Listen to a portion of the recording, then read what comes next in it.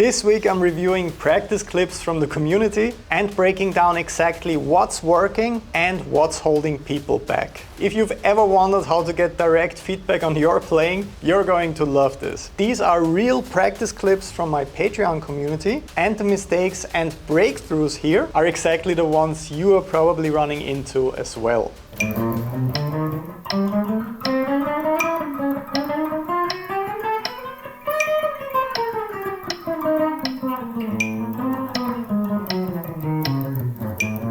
Nice. Great, so this video from Grayson is already very cool, and it sounds much better than how I was sounding when I was young, just starting out building my technique and all of that. What I really like right here is that you can see the picking hand wrist on the bridge. That always leads to more control compared to any kind of floaty technique. And the fretting hand fingers are also closer to the neck compared to when I started out. I had that really crazy flying pinky finger, for example. The one thing concerning the picking hand that you can see right here that might be causing some inconsistencies is that we're seeing a technique like this at the start, where the pinky finger is kind of anchoring below the pickup right here. Then after the first couple of notes of the exercises are played, the pinky finger is moving down the body of the guitar like this, and then when we move forward, there's no anchoring at all. So what's happening right here is that we kind of see a shift when it comes to picking technique, especially when you compare picking on the lower strings to picking on the higher strings. So by going for a more unified approach when it comes to picking technique, in my case I recommend not anchoring with any fingers on the guitar body, simply closing the hand like this. That will lead to more consistency right away, but it already sounds very promising. Awesome job. So this question is about the vibrato technique that we can see right here. Is it too strong or too wonky? The one thing that I like and that I also do when I focus on vibrato and expression is my thumb creeps up a little bit. I usually have it behind the neck when it comes to technical phrases for maximum control and stretching, but with string bending and vibrato you can also see it moving up when I'm playing. And the easiest way of fixing that kind of uncontrolled sound you can hear here and there is not just working from your fingers. For some of these notes, the vibrato was generated by just moving the finger like this. You get a wider and more controlled sound when you actually use your wrist like that. So if you have your thumb peeking out, use that to your advantage and rock your entire wrist like this to get a nice sounding vibrato. You couldn't really do that when the thumb is behind the neck, and avoid just pushing the string up and down with only your fingers. That will sound better right away.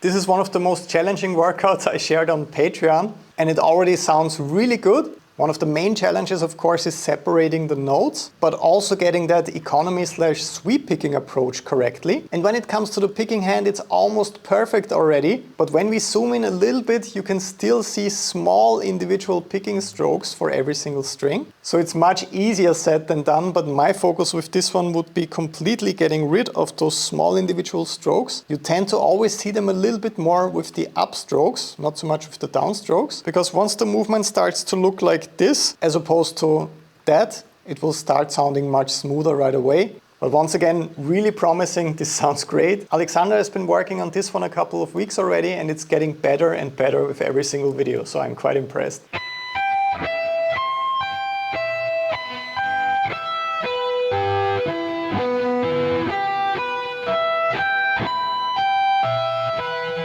Nice. So this was a really cool arpeggio shape right here. And I love the picking technique because you can see Mark is following the strings right here. When I started out with playing arpeggios, my hand was kind of anchored or glued to the bridge, and I was performing really weird angular movements like this. But when you nicely follow the strings like this with arpeggio shapes, you end up with the same picking technique for every single string, making it much more consistent.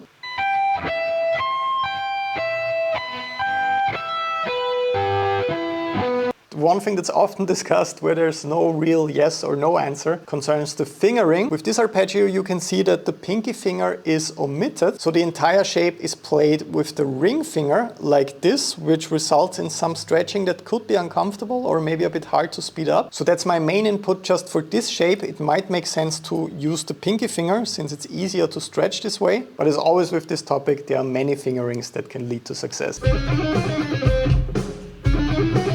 Tight! Which sounds great. And it's going faster.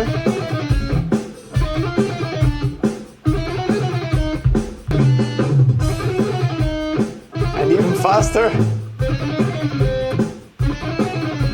Awesome, so this is very, very impressive. Great results with this exercise. What I especially love is the relaxed picking movement. As you could see, it's coming from the wrist, even at the faster tempos. And you could also see a slight angle change after that one note on the highest string. So with 90% of those transitions from the E string back to the B string, they were really clean already. So the picking hand looks super promising in this clip. The one thing that might reduce string noise a little bit is also getting the fretting hand to the same level as the awesome picking hand already. Right here you can see that the thumb is relatively high for a phrase like this, so it's not really supporting the fingers from behind the neck that much. It's displaced a little bit. And especially for the descending run back to the B string, you can see a lot of finger movement like this, which might result in an involuntary pull-off movement or just grazing the strings while doing that. So I think that's the last missing piece right here that will really clean this up, because the picking is really great already. Awesome job.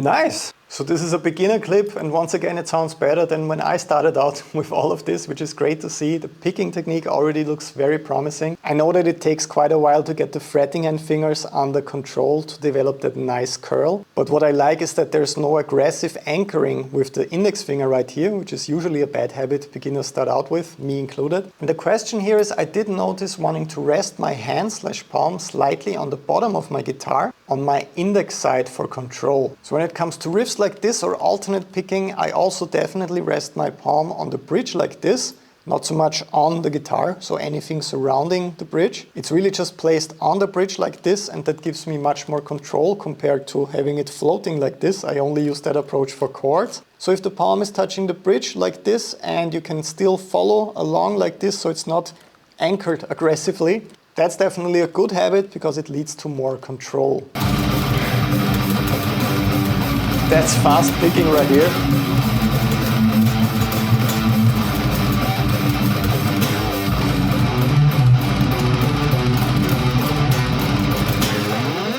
That sounded really great already. This is the challenging tremolo picking workout I posted around 2 weeks ago on Patreon. And I love how you can hear the picking attack in this video. So in order to build speed, he's not just trying to really keep the movements extremely small in order to speed them up. You can hear quite some punch with the downstrokes and also with the gallops. That's something I really like. And I also like that it's a little bit outside of the comfort zone. This is something so many players are very afraid to practice. We always want to sound as good as possible in our routine.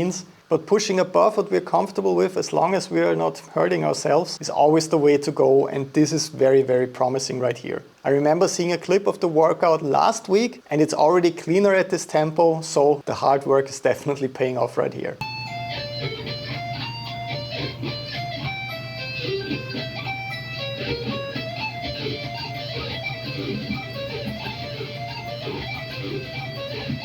Nice!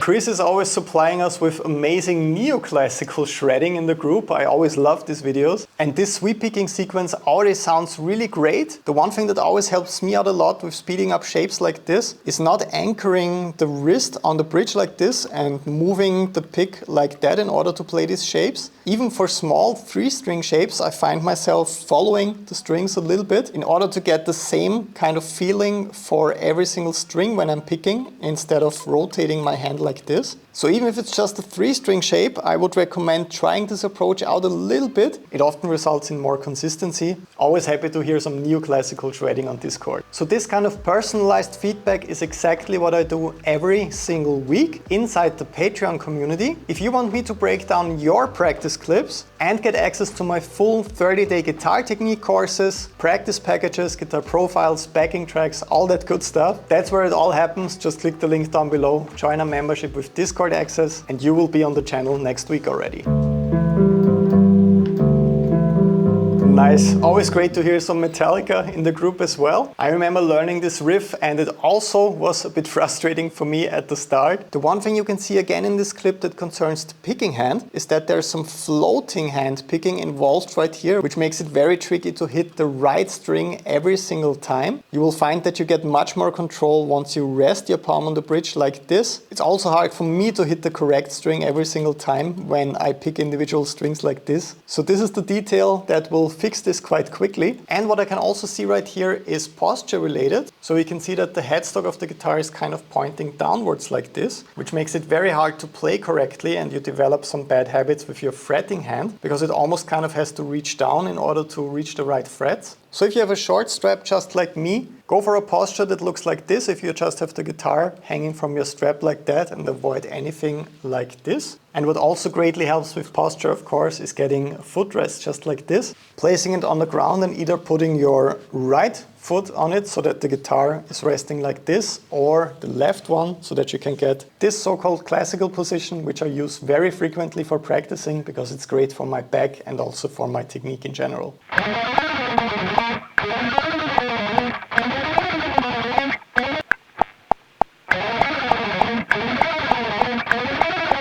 Nice!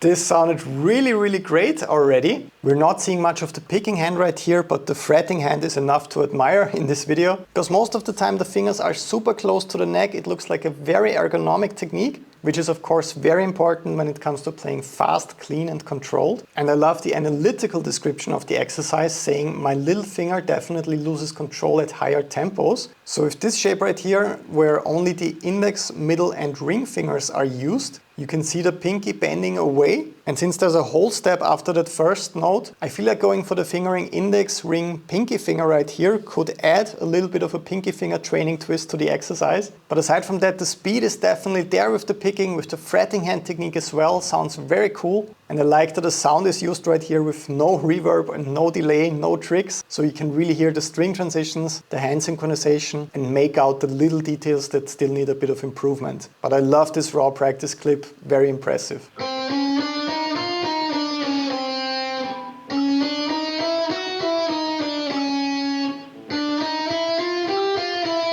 Nice. So this also already sounds really good. The one thing that seems to be causing frustration right here when I read the post is string noise. When it comes to getting rid of string noise, it always really helps when you can identify where it's actually coming from. And from what I can see in this clip, the picking movement is actually quite big, like this. So for every single picked note with that kind of alternate picking exercise, there's a big movement like that, which might lead to grazing the surrounding strings through the picking. So it could be a great start to reduce the movement a little bit. In order to play fast, you don't really have to play with more aggression or anything like that. The smaller and more controlled your movements get, the cleaner they sound and also the easier they are to speed up. And the other thing I can see in this video is posture related as well. I don't want you to end up with neck pain or back pain. Don't be like me when I was young. Definitely caused some damage to both my back and neck over the years. So I like that the guitar is in classical position for practicing, but having a higher footrest could help with bringing the guitar up a little bit more so that the back can remain straight. And concerning the neck, I would also just try to look down like this instead of really moving the neck forward like that in order to see what you're doing. I also remember doing that because I wanted to see what's happening right here. But if you practice like this for a couple of hours, you will really feel it in your neck. And that in return also helps with minimizing string noise. Big win-win.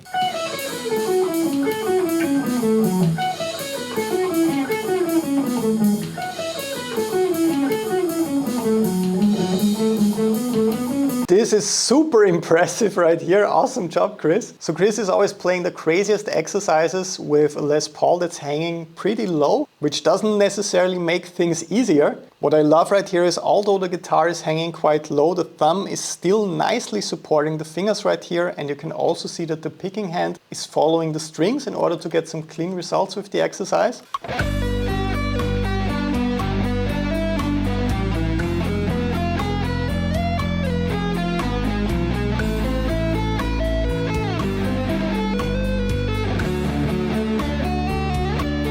So So this is a really cool take of the ultimate sweep picking workout I posted on Patreon. Lots of tricky shapes, and connecting them isn't exactly easy, especially also with those picking patterns. And even memorizing the whole thing is a lot of work, so congratulations on pulling this off. It sounded really, really good. As always, the one thing that's super tricky, especially at slower tempos, is to not pick the strings individually. You could see that a little bit here and there, but this is of course much more important as soon as things get much faster. That's where it feels more natural to really go for a sweeping movement like this where you're not picking individually. The one thing I could see concerning the picking technique is that the thumb is sticking out like this. This is also something I did back in the day, and I found that sometimes I was grazing the strings with my thumb a little bit, and I was also moving my fingers a little bit, which led to some inconsistent results here and there. So nowadays, in order to get more control, the picking grip looks a little bit more like this, so the thumb is not sticking out like that. This is something you could give a try if you feel like you're not completely in control here and there, but we all have different hands and fingers, and as always there are multiple ways to the perfect sweep picking technique. So those were the practice clips that really stood out to me this week. If you want some feedback on your practice videos, just click the link down below right now, patreon.com/Bernd. Choose one of the memberships with Discord access, and I will review your practice videos next week. See you then.